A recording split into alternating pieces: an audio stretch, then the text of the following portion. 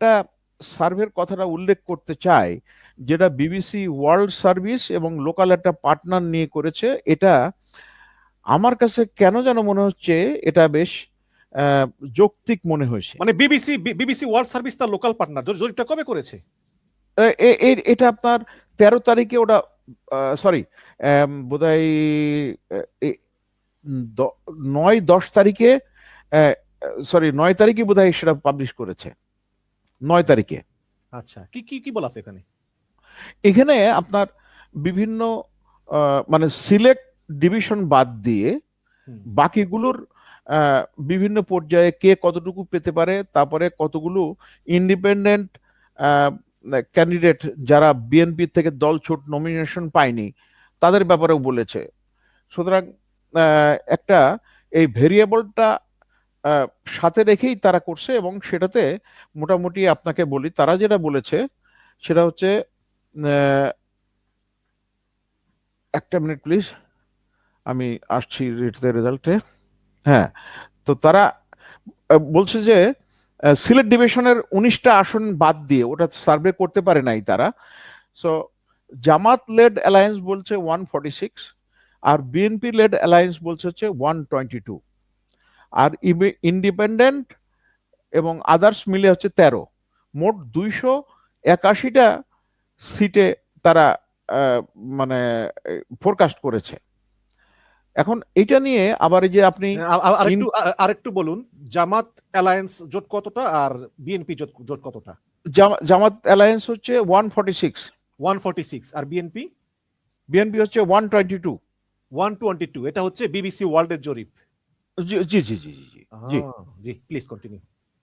এটা করেছে। আচ্ছা, এদিকে এই তারা সিলেট ডিভিশনটাকে এই গণনায় আনেনি, ওটাতে করেনি। সো সিলেট ডিভিশন বাদ দিয়ে হচ্ছে এটা। আর মোট এবারে ভোট হচ্ছে 298টা সিটে। তো 298টা সিটের মধ্যে আপনার এখানে 281টার ফোরকাস্ট করা হয়েছে। তো মোটামুটি এরকম। আর এই যে আপনি ইন্ডিপেন্ডেন্ট, আমি যদি ধরেও নেই ইন্ডিপেন্ডেন্ট আপনার 13টার কথা তারা বলেছে, এই 13টাই যদি আবার পরে বিএনপিতে যোগ দেয় তাহলে হবে 135 হয় বিএনপির সেক্ষেত্রে। এবং ওদের আহ, জামাতের জামাত অ্যালায়েন্স আপনার 146টা হচ্ছে। তো সব মিলায় একটা অনিশ্চয়তা আছে যে আসলে কতটুকু হচ্ছে। তবে এই প্রথম আলো একটা জরিপ করছিল, এটা অসম্ভব রকমের আমার কাছে মনে হচ্ছে বাস্তবতা বিবর্জিত। আবার ইনকিলাব পত্রিকার তারা একটা করেছে।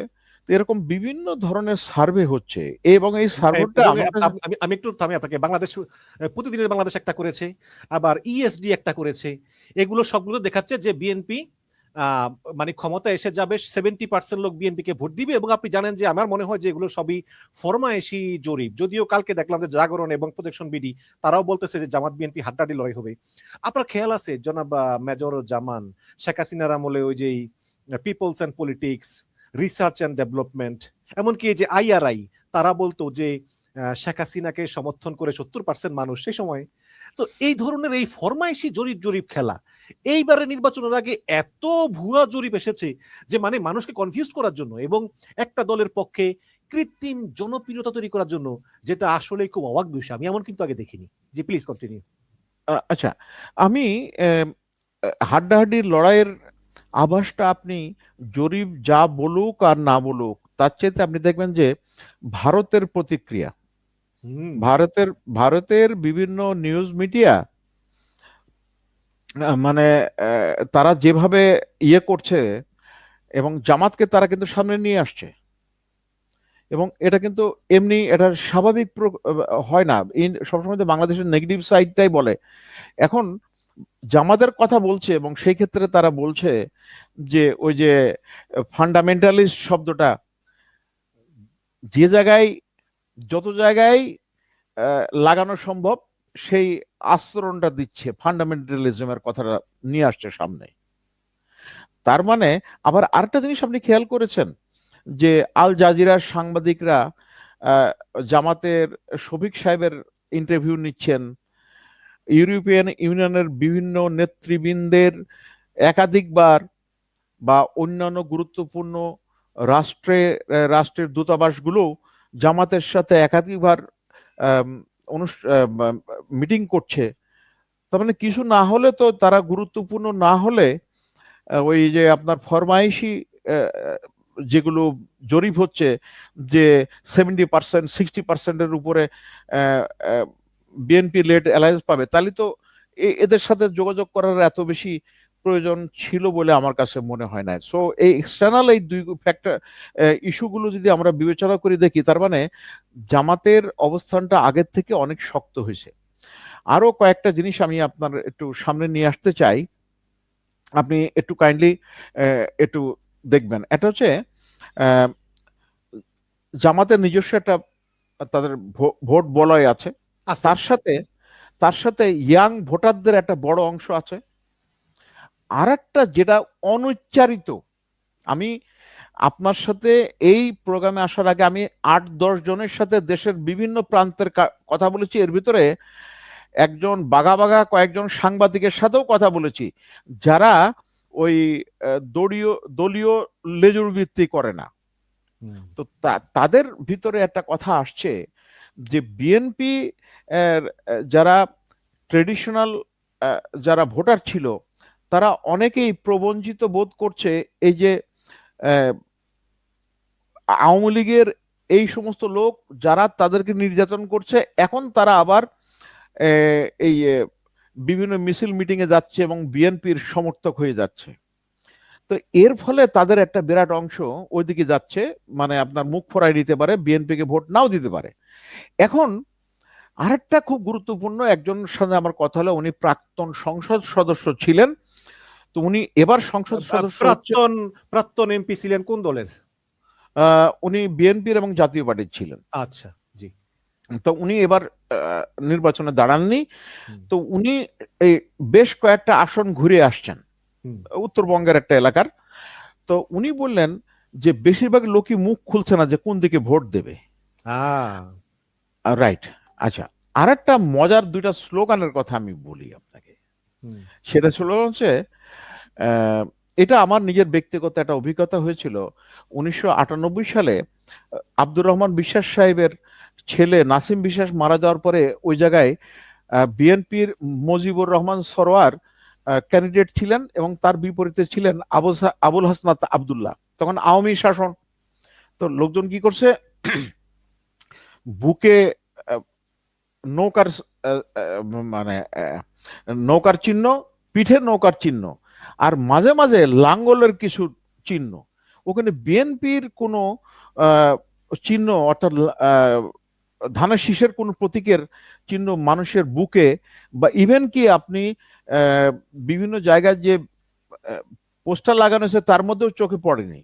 কিন্তু যখন ভোট হলো তখন দেখা গেল সেই সরোয়ার সাহেব 26,000 ভোটের ব্যবধানে জিতে গেলেন। তো ভোটের বিষয়টা এখন এইটা হচ্ছে, আমি একটা সিনারিও বললাম। আর একটা সিনারিও খুব গুরুত্বপূর্ণ, এটা আলোচিত হচ্ছে। আপনি খেয়াল করে দেখবেন যে বিএনপি কিন্তু আহ, অনেক আহ, আহ, মানে আওয়ামী লীগের মতো এরকম আম, মানে ডান্ডাবাজ দল না, কিন্তু বর্তমানে তাদের ভিতরে আবার একটু উগ্রতা লক্ষ্য করা যাচ্ছে। যেমন জামাতও আজকে দেখলাম ওই যে মঞ্জু মুন্সি কুমিল্লার, সে বলছে বাড়ি ঘরে আগুন লাগাই দিব যদি বিএনপি ভোট না দেয়, যদিও তাকে একটু বহিষ্কার করা হয়েছে দেখলাম। এই বহিষ্কারটা আমি খুব একটা ইয়ে করি না, এটা হচ্ছে লোক দেখানো, অনেক কিছু হয়। একটা মানুষ কিভাবে বিএনপির মতো একটা দল থেকে, সেই দলের উনি সংসদ সদস্য ছিলেন ইতিপূর্বে, তো 4 বার।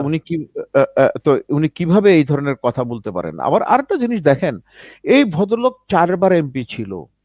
তো এরা তো আমৃত্যুই এমপি থাকতে চায়। এটাও তো এই যে জেন জি, তাদের জন্য এটা ভালো না তো।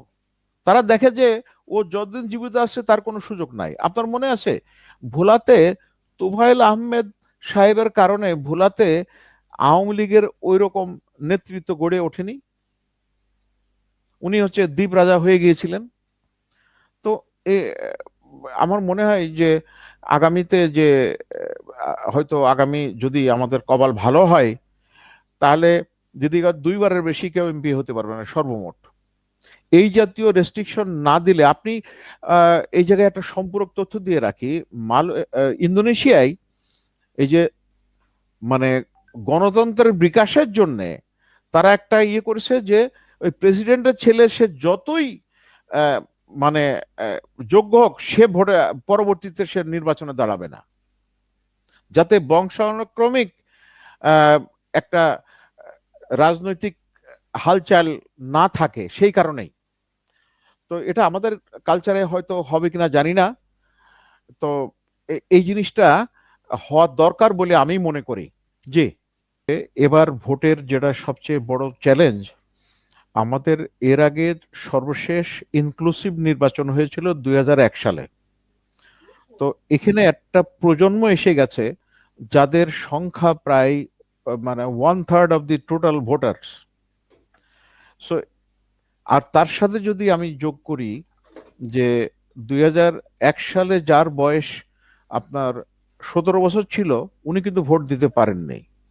অর্থাৎ ফ্রি, ফেয়ার এবং লেভেল প্লেইং ফিল্ড নিয়ে এবারেই সম্ভবত প্রথম ভোটে তারা ভোট দেওয়ার জন্য নিয়ত করেছেন। এটার সাথে আবার আর একটা আলামত যোগ হয়েছে, সেটা হচ্ছে প্রবাসী ভোটারদের বেশ আহ, আহ, প্রবাসী তারা ভোট দিয়েছেন ব্যালটে, পোস্টাল ব্যালটের মাধ্যমে। সো এই নতুন যে ভোটারগুলো হচ্ছে তাদের ট্রেন্ড অ্যানালিসিস অর্থাৎ তাদের ভোট দেওয়ার প্রবণতাটা কতটুকু, এটা নিরূপণ করা খুব কঠিন। আমি ইতিপূর্বে যারা আহ, এই সার্ভের সাথে জড়িত ছিল তাদের সাথে আমি বেশ কয়েকজনের সাথে কথা বলেছি, কিন্তু তারাও ওই বলছে যে এবার আমি ঠিক প্রবণতা বুঝতে পারছি না। এটা গেল একটা দিক। দ্বিতীয় দিক হচ্ছে যে ট্রেডিশনাল যে ভোটার বেজ বিভিন্ন দলের, আমি মানে বিএনপি জোট এবং জামাত জোটকে বলছি, আওয়ামী জোটকে সামনে নিয়ে আসছি না, তারা যেহেতু ভোটে নাই। তা এখন হচ্ছে কি যে বিএনপি জোটের জন্য একটা বড় সমস্যা হয়ে গেছে যে তারা আওয়ামী লীগকে অন্তর্ভুক্ত করতে গিয়ে বিএনপির যারা ট্রেডিশনাল ভোটার বেজ তারা নীরব হয়ে গেছে। এখন তাদের ভোটটা কোন দিকে যাবে সেটা ঠিক নিশ্চিত বলা যাচ্ছে না। আবার এই যে আওয়ামী লীগের যে ভোট মুখে মুখে তারা বলছে যে আমরা এখন তোমাদের সাথে আছি, আওয়ামী লীগের মনে করেন যে আহ, বিভিন্ন মেম্বার, চেয়ারম্যান বা তার উচ্চ পর্যায়ের যারা ছিল তারা বিএনপির মিছিলে অংশগ্রহণ করছে, কিন্তু সেটা কতটুকু মৌখিক বা লোক দেখানো আর কতটুকু আন্তরিকভাবে ভোট দেবে সেটা বলা যাচ্ছে না। সো এই কয়েকটা ভেরিয়েবলের কথা আমি বললাম। আরেকটা ভেরিয়েবল খুব গুরুত্বপূর্ণ, সেটা হচ্ছে মনে করেন আগে যেটা হতো যে পুরা পরিবার সহ তারা একই মার্কায় ভোট দিত। এবারের ক্ষেত্রে এই বিশেষ করে জেন জি তাদের জন্য এটা প্রযোজ্য হবে বলে মনে হচ্ছে না, আলামতে যা মনে হচ্ছে। সুতরাং তারা যেটা ভালো মনে করবে সেটাই করবে। জি, তো এই এই এই এই এই ভেরিয়েবল গুলোর কারণে ভোটের প্রবণতা কোন দিকে হবে বলা খুব মুশকিল। তবে আমার কাছে এর মানে একের পর এক সার্ভে আসছে, কিন্তু আমার কাছে কিছু কিছু সার্ভে মনে হয়েছে ফরমাইশি সার্ভে, একেবারে ফরমাইশি সার্ভে।